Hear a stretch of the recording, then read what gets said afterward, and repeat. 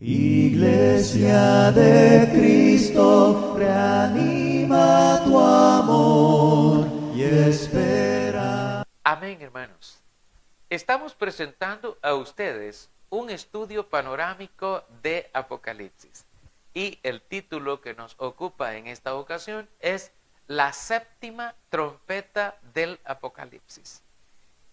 Y quiero invitarle a que tome su Biblia o el Nuevo Testamento de la Biblia y vayamos juntos a lo que nos dice la palabra en el libro de Apocalipsis capítulo 11 y vamos a mirar lo que nos dicen los versículos del 15 al 19. Amén. Amén.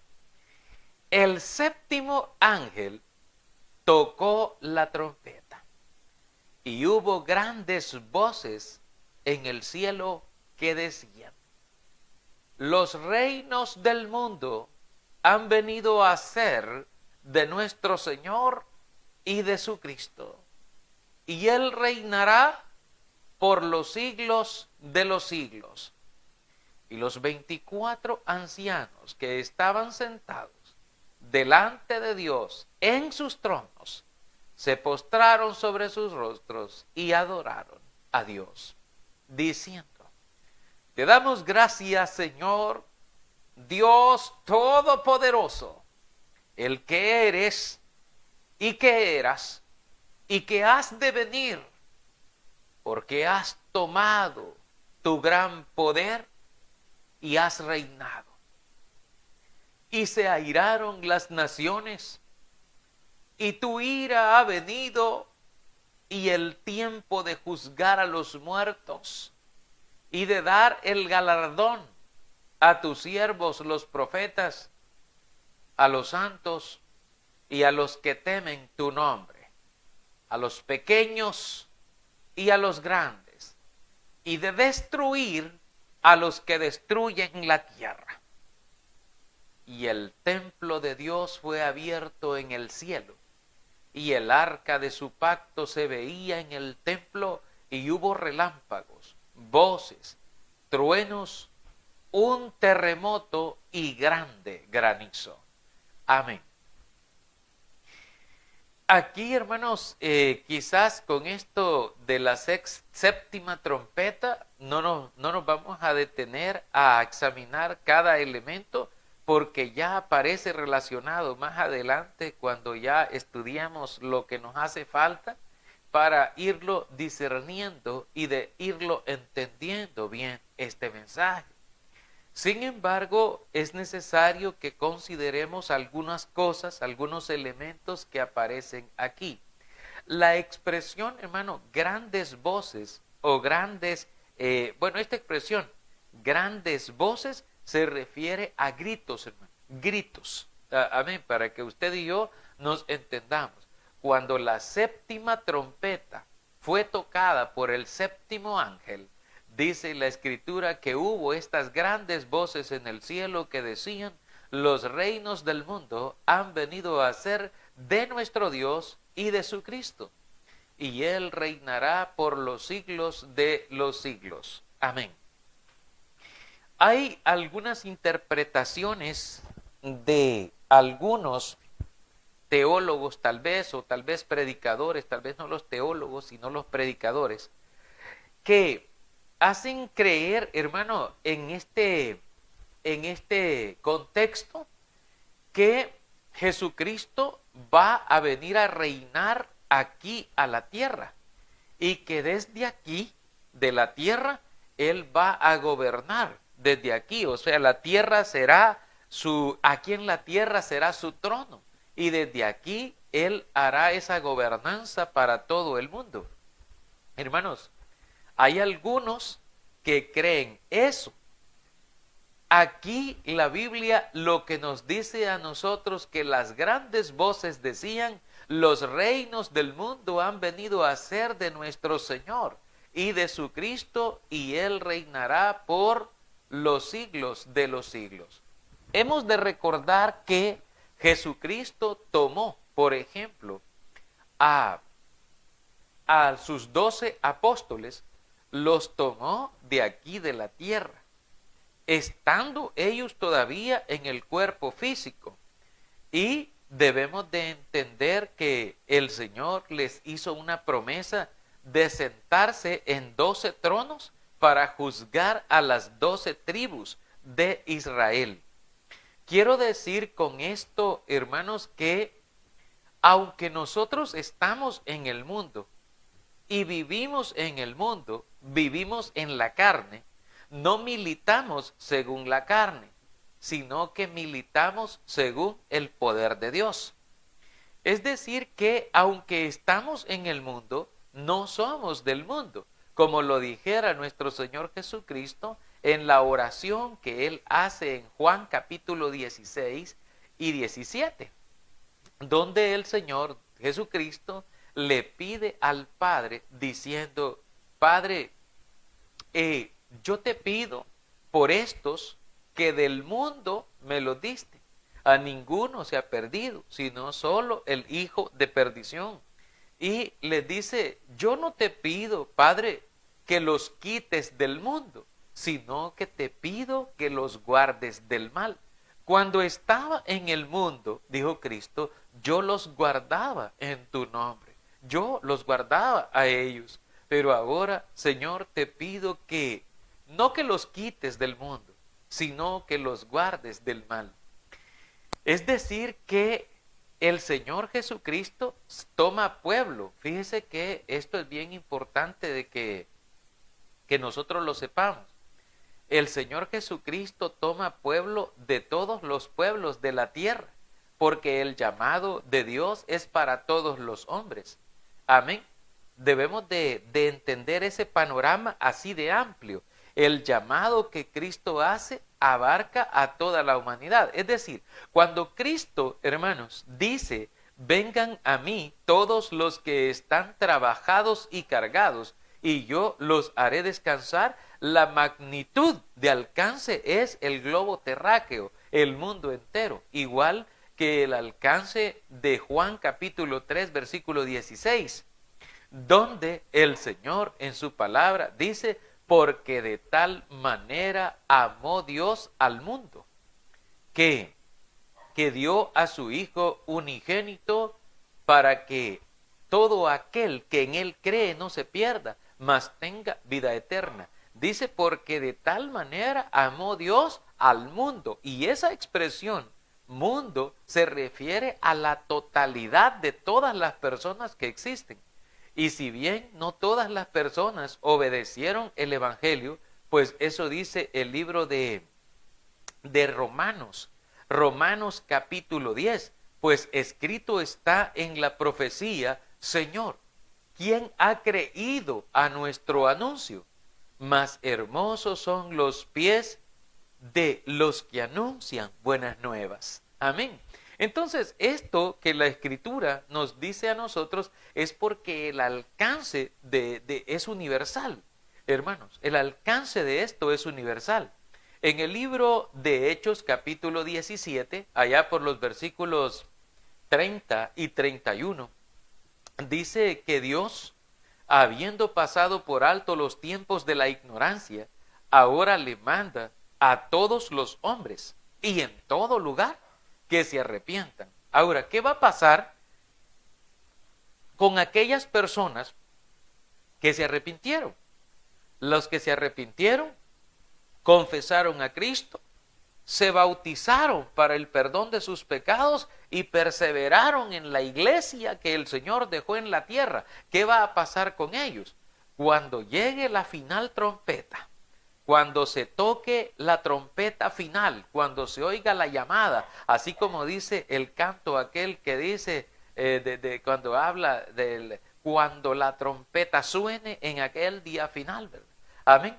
Dice Corintios 15 que se tocará trompeta. Amén. Se tocará trompeta, dice. Amén. Y los muertos en Cristo resucitarán primero, dice Pablo. Bueno, ahí tenemos un acontecimiento. Entonces la Biblia nos está dando a nosotros este panorama amplio que Dios ha llamado. Entonces, cuando la expresión dice, hermanos, los reinos del mundo han venido a ser de nuestro Señor y de su Cristo, no se refiere, hermanos, precisamente a los reinos paganos, a las naciones depravadas, a los reinos pecaminosos, pecadores de aquí de la tierra. No, no se refiere nada de eso. El Señor no quiere eso. Eso es basura, hermano. Eso no lo quiere el Señor.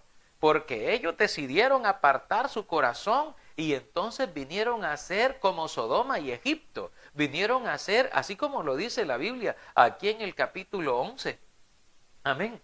La Escritura nos habla ahí en el versículo 8 que vienen a ser ellos como las ciudades de Sodoma y Egipto, entregadas al pecado, a lo pecaminoso y malo, y por lo cual el Señor lo desecha y no deja memoria de esas cosas. Pero ¿a qué se refiere entonces la Biblia cuando dice que los reinos han venido a ser de nuestro Señor y de su Cristo? Es, hermanos, porque los que hayan aceptado al Señor, los que se hayan convertido, los que hayan obedecido, los que se hayan bautizado para el perdón de sus pecados y hayan alcanzado la gracia y la misericordia de Dios en los últimos tiempos, estos hermanos recibirán un galardón. Y por eso se llama nuestro tema de hoy que estamos considerando aquí, hermanos, se llama precisamente así, se llama ¿de quién es el galardón? ¿A quién o a quiénes se les va a dar el Señor ese galardón?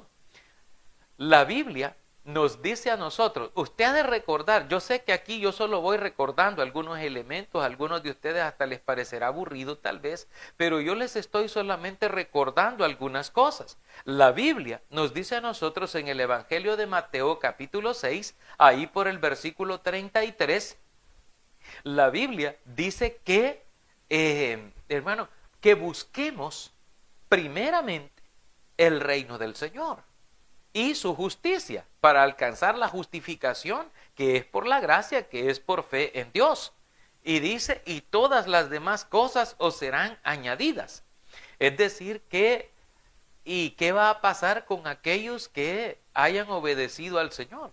Entonces, de todo pueblo, de toda tribu, de toda lengua y nación, vendrán al Señor. Y entonces es que haya lugar a aquella parte que dice la Escritura en el Evangelio de Mateo capítulo 25, cuando dice, y serán reunidas delante del Señor todas las naciones.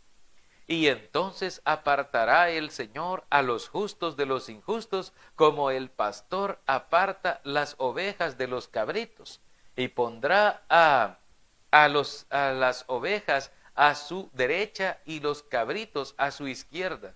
Y vendrá y dirá a los de su derecha, vengan benditos de mi Padre y hereden el reino preparado para ustedes desde la fundación del mundo. Porque tuve hambre, me dieron de comer, tuve sed, me dieron de beber, estuve desnudo, enfermo y en la cárcel y vinieron a mí. Y ellos dirán, los justos dirán, Señor, ¿cuándo? ¿Cuándo hicimos esto que no lo recordamos? Y el Señor os dirá, por cuanto lo hicieron por uno de estos, mis hermanos más pequeños, a mí me lo hicisteis, dice el Señor. Y dirá luego a los de la izquierda, apártense de mí, malditos, al fuego eterno preparado para el diablo y sus ángeles. Y dice el libro de Mateo 25:46, e irán estos al castigo eterno y los justos a la vida eterna. Entonces, cuando dice los reinos del mundo han venido a ser de nuestro Señor y de su Cristo, es porque en ese momento Cristo toma posesión de ellos, los toma para llevarlos a las mansiones eternas. No dice en ningún momento aquí que Cristo va a reinar aquí, hermano, sobre ellos y que estarán, hermano, allí en la tierra y aquí les va a dar la herencia terrenal y que la tierra va a permanecer para siempre. No dice eso la Escritura. Lo que dice es que los reinos vienen a ser de nuestro Dios. Y vienen las personas y vienen a ser de Dios. Por eso Cristo, cuando fue interrogado acerca de si era rey, Herodes lo interrogó, también lo interrogó Pilato y le dice, ¿eres tú rey? Tú lo has dicho, dice el Señor. Y al final dice, mi reino no es de este mundo. Si mi reino fuera de este mundo, mis súbditos pelearían y no me dejarían aquí entregado a ti. Dice el Señor, no me dejarían. Pero mi reino no es de este mundo. Es decir, nuevamente el Señor le está recordando a usted que en la promesa que Él nos ha hecho a los cristianos, el reino que vamos a heredar, cuando Él dice, buscad primeramente el reino de Dios y su justicia, el reino no es aquí en esta tierra. El reino no es aquí terrenal, sino que es una promesa celestial, es una promesa espiritual. Y como dice el libro de Hebreos capítulo 11, es una ciudad celestial, no hecha de manos o por manos humanas, sino hecha por Dios en los cielos, la cual Él ha dispuesto y preparado para todos aquellos que le aman. Él les ha preparado, dice la Escritura en el libro de Hebreos, les ha preparado una ciudad. Entonces el Señor ya tiene preparado allá donde va a habitar su iglesia, donde va a habitar su reino eterno, hermanos. Y esto es algo bonito que nosotros debemos de entender.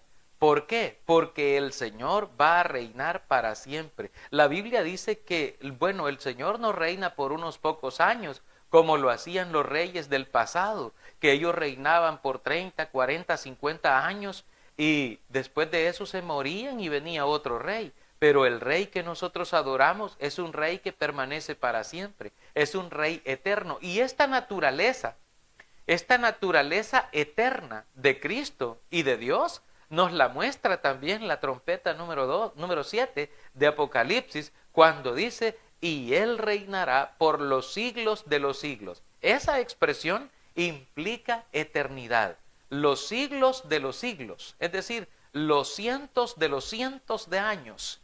Sería una eternidad completa. El Señor reinará por siempre y para siempre, y llevará a sus hijos hacia las mansiones eternas como Él lo prometió. Por eso dijo, voy a ir a preparar lugar para ustedes, y si me fuere y les preparare lugar, vendré otra vez y los tomaré a mí mismo, para que donde yo estoy, dice, ustedes también estén, dice allí el Señor. Entonces, hermanos, ¿a qué se refiere entonces la Escritura o a qué se refiere la palabra del Señor cuando dice por los siglos de los siglos? Precisamente se refiere a eso, hermanos, a que va a durar para siempre. Nuestra esperanza, nuestra promesa y toda la bendición estará en el Señor, hermanos, en el Señor Dios para siempre.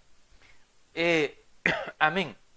Fíjese que vemos también, hermanos, que esta eternidad que el Señor promete es para siempre y no puede ser heredada por carne y sangre. Es decir, que va a tener que ser transformado, ¿verdad?, en el Señor para ir para siempre con el Señor. La Escritura dice, y los 24 ancianos que estaban sentados delante de Dios en sus tronos, se postraron sobre sus rostros y adoraron a Dios diciendo.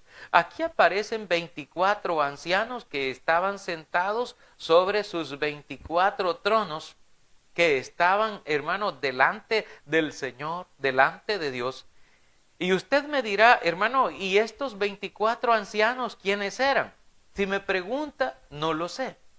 Y si me dice, ¿y esos 24 tronos qué representan? Mire, la lógica bíblica me lleva a mí a pensar de que está referido a los 12, a las 12 tribus de Israel y a los 12 apóstoles tomados por Cristo.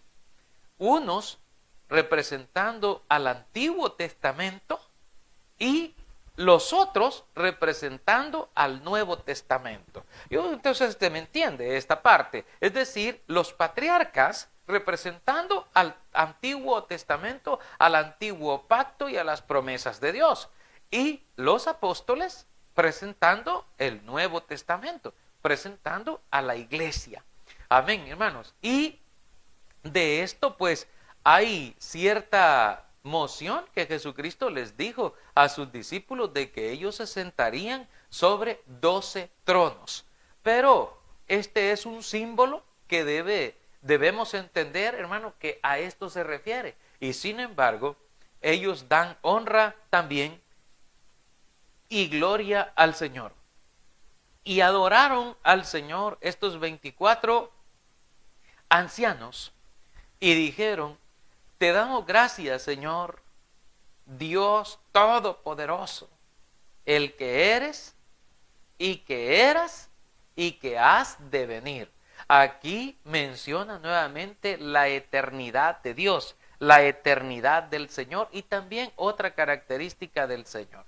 A ver si ustedes se acuerdan, hermanos, a ver si ustedes se acuerdan de algunas, por lo menos de las 3 características principales del Señor. De las 3 características principales, hay 3 principales y luego vienen las secundarias, pero que son en importancia también de suma importancia.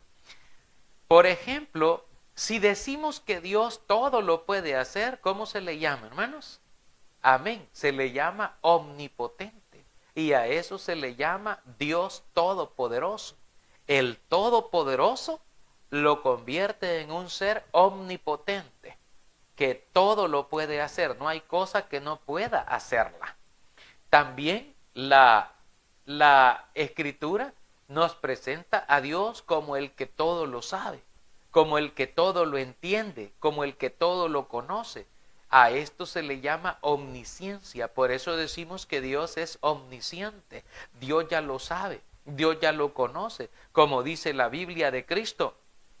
Y el Señor, dice, no tenía necesidad de que nadie le dijera nada acerca de los hombres, porque Él conocía los corazones de los hombres y sabía de sus intenciones incluso, porque para el Señor todo está al descubierto, todo está develado, hermanos.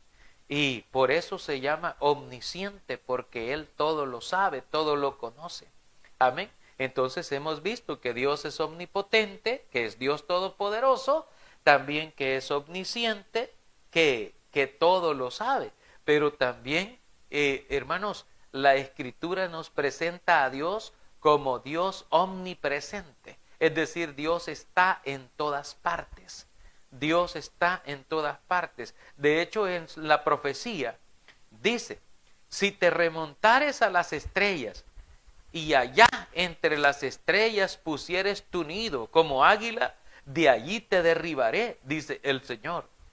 Y también dice: y si descendieres a lo profundo de los mares, y estuvieres allá en las cuevas profundas de los mares, hasta allá enviaré al Leviatán y te sacará de allí, dice el Señor.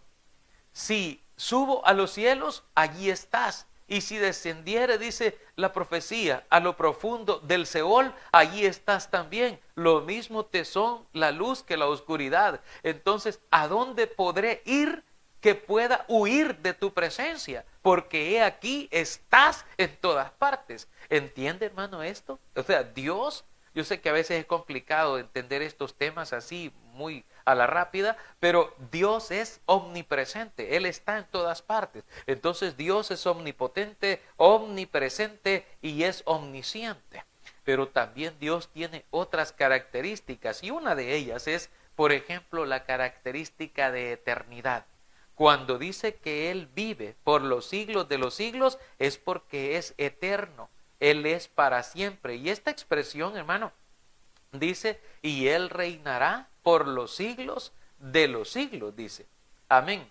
Y aquí dice: el que es, el que eres, y que eras, y que has de venir. O sea, aquí habla, el que eres, habla del dominio del tiempo presente. Esta es otra característica de Dios, que en Dios el tiempo no existe, porque como Él es eterno, lo mismo le es el pasado, que el presente, que el futuro. Él está en todos los tiempos. Amén, hermano. Dios está en el pasado, Dios está en el presente, Dios ya está en el futuro. Hermano, Dios ya sabe hasta qué nos va a pasar a nosotros y todo.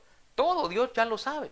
Dios tiene un conocimiento completo de todo esto. Y cuando la Biblia dice el que eres, habla del tiempo presente y del que domina el tiempo presente. El que eras, la Escritura nos habla de Dios en el tiempo pasado. Y luego dice, y el que has de venir, nos habla del tiempo futuro. Por esto es que dice la Biblia en Apocalipsis capítulo 1, si usted regresa un poco conmigo en el contexto del libro de Apocalipsis, en el capítulo 1, la Escritura nos dice ahí por el versículo 18, amén. Dice, bueno, vamos a leer 17 y 18 para tener el contexto amplio, amén. Apocalipsis 1, 17 y 18. Dice la palabra de nuestro Señor lo siguiente, mire, cuando le vi, caí como muerto a sus pies, y él puso su diestra sobre mí, diciéndome, no temas, yo soy el primero y el último, y el que vivo, y estuve muerto, mas he aquí que vivo por los siglos de los siglos, amén, y tengo las llaves de la muerte y del Hades, amén. Entonces Dios tiene también esta característica del dominio del tiempo, amén. Dios en el pasado, Dios en el presente, Dios en el futuro, hermano, es que es potente. Imagínese usted todo lo que estamos hablando. Solo eso da hasta escalofríos, hermano. Saber esa gran potencia, ese gran poder. Y los 24 ancianos se postraron delante de sus rostros, delante de Dios, y dice, hermano, que adoraron al Señor diciendo, te damos gracias, Señor Dios Todopoderoso, el que eres y que eras y que has de venir, porque has tomado tu gran poder y has reinado. Has reinado. ¿Por qué? Porque Él es el Rey de Reyes y el Señor de Señores, como lo dice la carta de Timoteo capítulo 6. Si usted ha leído la carta de Pablo al joven Timoteo en el capítulo 6, al único y soberano Dios, al sempiterno, que Él es Rey de Reyes y Señor de Señores. A Él sea la honra, a Él sea la gloria y el imperio por los siglos de los siglos. Amén. Entonces, hermanos, para que tengamos una idea. Ahora bien, surge nuestra pregunta que tenemos en el estudio de hoy es, ¿para quién es el galardón? O sea, ¿de qué? Ya está presentado aquí el Señor. Ahora, hermanos, dice la Biblia, amén. Hasta aquí nos muestra a Dios en su plenitud completa. La séptima trompeta nos muestra a Dios en su plenitud y también en su juicio, es decir, en el juicio del Señor. Y dice la Biblia, amén, que viene un apartado que dice, y se airaron, amén, y se airaron las naciones, y tu ira ha venido, y tu ira ha venido, y el tiempo de juzgar a los muertos y de dar el galardón. Vaya, detengámonos un momentito. Aquí la Biblia nos habla de una ira de las naciones, es decir, las naciones pecadoras, las naciones engañadas por el falso profeta, por la bestia y por el gran dragón, hermanos, las naciones engañadas, depravadas, las que seguían al falso profeta, todas ellas, hermanos, airadas en contra del Señor, airadas, es decir, molestas, enojadas, capaces de matar y de hacer guerra en contra de todo lo que se llame Dios, hermano, enfrentando y de una manera acuciosa. Tremendo esto. Y la Escritura dice que las naciones se airaron, pero aquí ocurre algo que es algo que no estamos acostumbrados a ver en Dios generalmente. Generalmente nosotros solo estamos acostumbrados a ver a Dios a un Dios pacífico, tranquilo, paciente, amoroso. Es decir, no sé, si el hombre sale con una barrabasada ahí, él no se enoja, o sea, él está allí, hermano, y tiene aguante, tiene esa paciencia. Pero en esta trompeta, la paciencia se agotó. Y dice la Biblia, amén, mire lo que dice.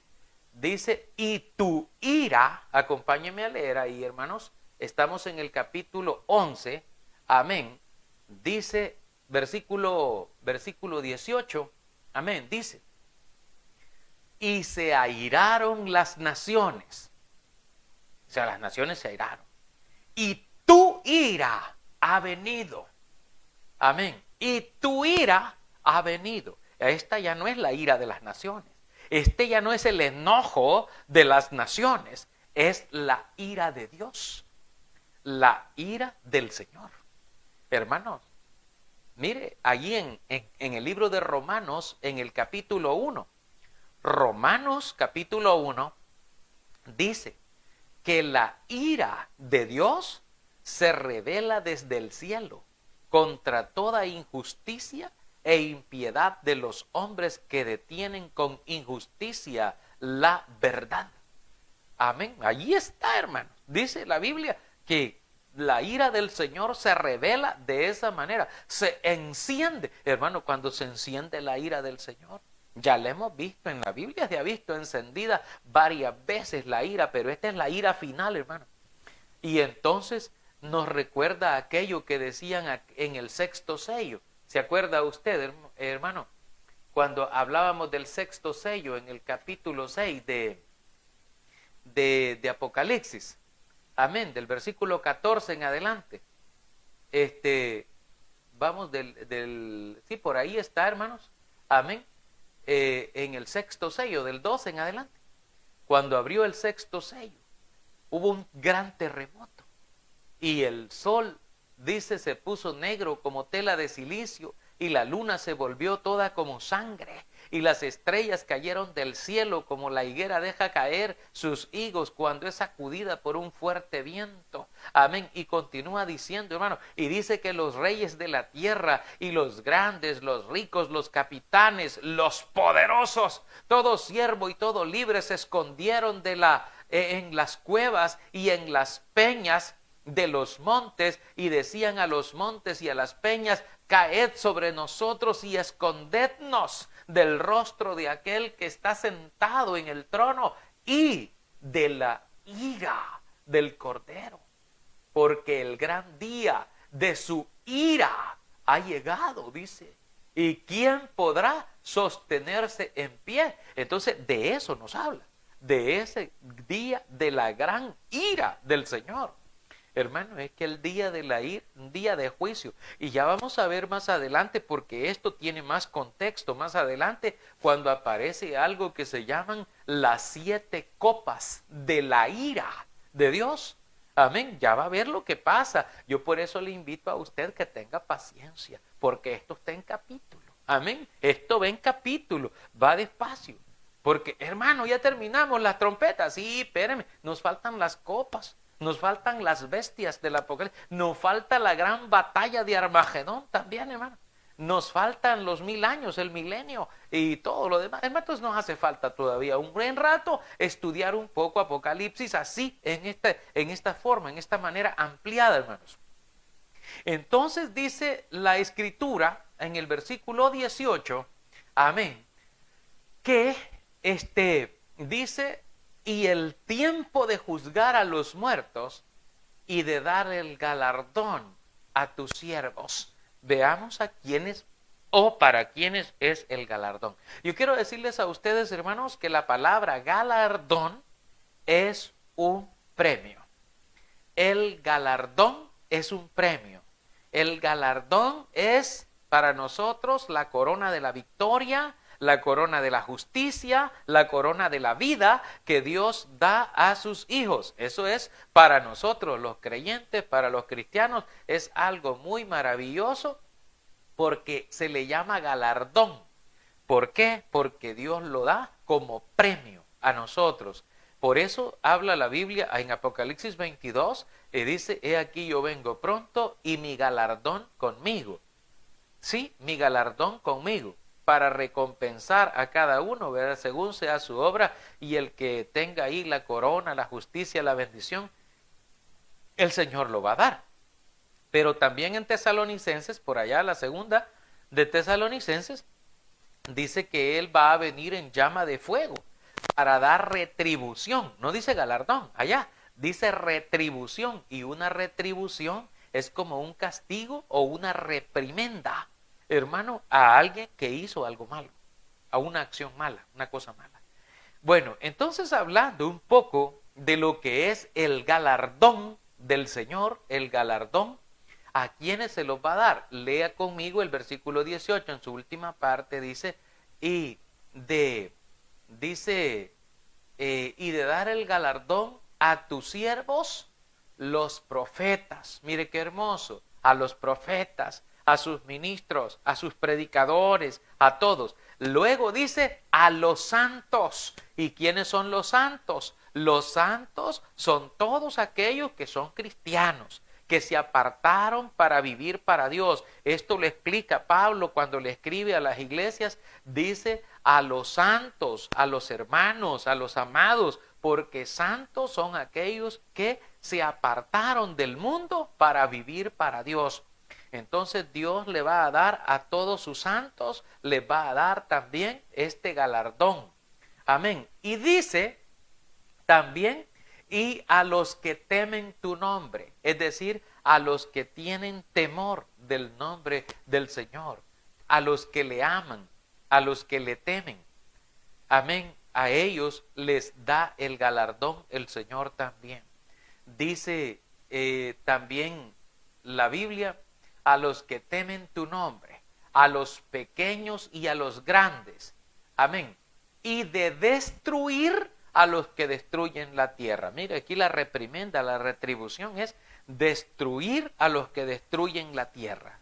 Ya hemos hablado bastante en las trompetas del Apocalipsis, en la trompeta de Apocalipsis, en la sexta trompeta, que tiene 60 partes, hemos ya estudiado esta parte acerca de que cómo el Señor va a destruir a los que destruyen la tierra, los que hacen daño al planeta en sí mismo, a los árboles, al agua, al aire, al suelo, a todo, hermanos, a los animales, amén, a todo. El Señor le va a dar el pago a esos tremendos, a esos perversos, a los que queman, a los que hacen todo, la destrucción de la tierra, amén.